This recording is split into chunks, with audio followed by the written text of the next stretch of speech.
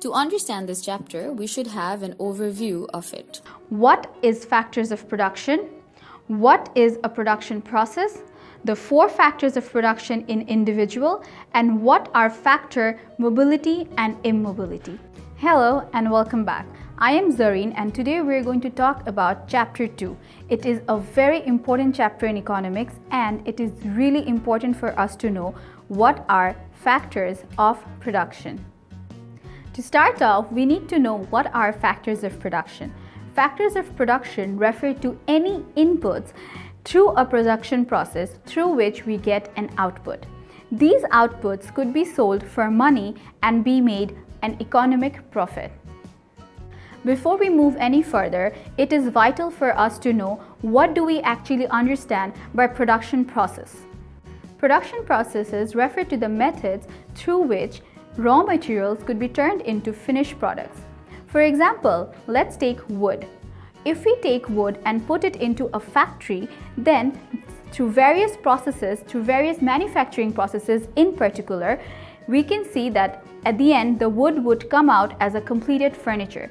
It could be a chair, table, bed, or any other sort of furniture. So this process of turning the raw wood into a finished furniture is known as the production process.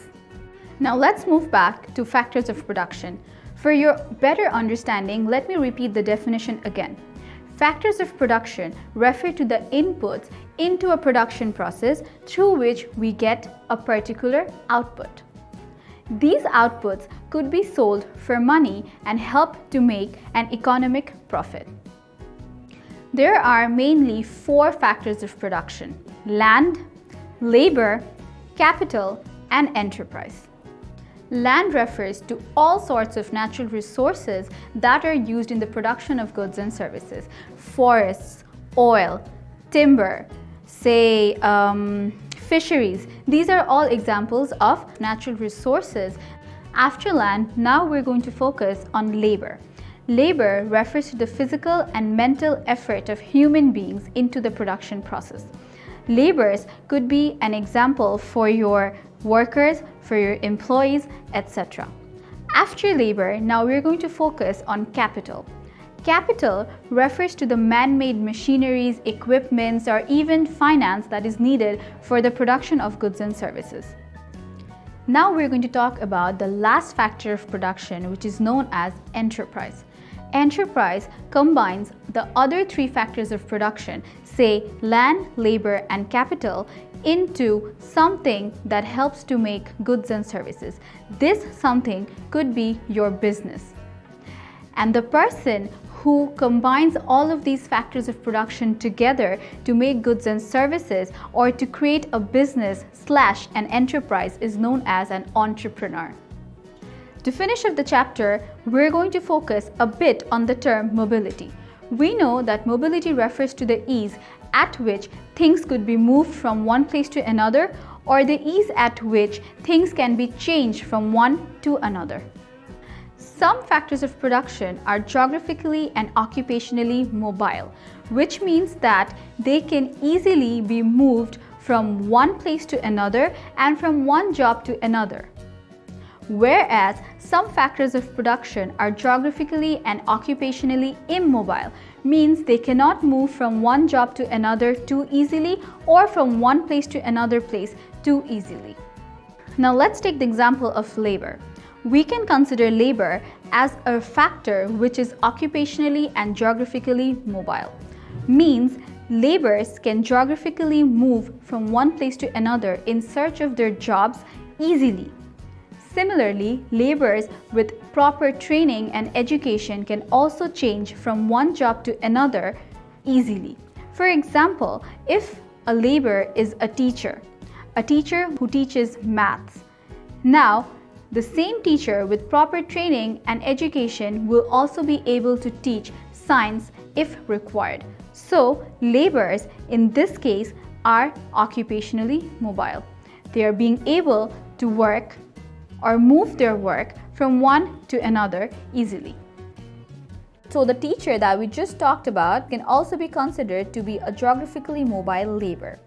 Say for example, the teacher currently works in Khulna and earns Taka 15,000 a month. Over the year, the teacher has become quite popular, and thereby schools in Dhaka are willing to hire him, and they're willing to offer him Taka 30,000 a month, which is just the double of his income. So now, keeping all his interests in mind, the teacher might be willing to move from Khulna to Dhaka to accept the new job. So what happens in this case? It's not much of a hassle for the teacher to move from Khulna to Dhaka, keeping all his interests and benefits in mind. In this case, the labor, the teacher, is geographically mobile. Now let's consider the same example for capital. As we already know, capital are man-made machineries or equipments or even money needed for the production of goods and services. Some capital could be a bit difficult to move from one place to another.